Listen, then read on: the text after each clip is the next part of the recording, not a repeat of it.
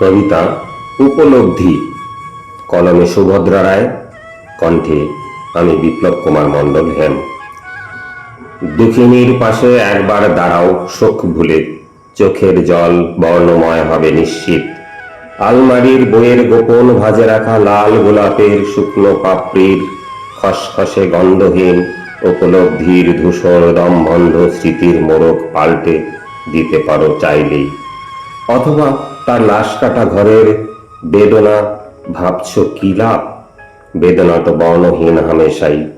সমস্ত বিষণ্ণতা ঝেড়ে দাঁড়িয়ে দেখো একবার, গোধূলির লাল আভা কেমন আস্তে আস্তে ম্লান হতে হতে আবছায়া ধীরে কালো অন্ধকারে ঢেকে দেয় আমাদের রোজ।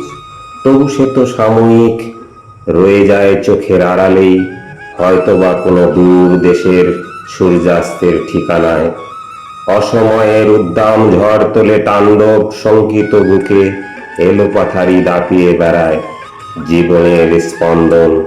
ধুঁকতে ধুঁকতে হয়ে যায় বর্ণহীন, সর্বহারার দুঃখ যেন শুকনো নদীর মতন ফ্যাকাশে। ভালোবাসা হাহাকার করে ওঠে একলা সহায় সম্বলহীন, ফেলে আসা অতীতের সোনালি দিনগুলো বর্ণহীন এক নিমিষেই।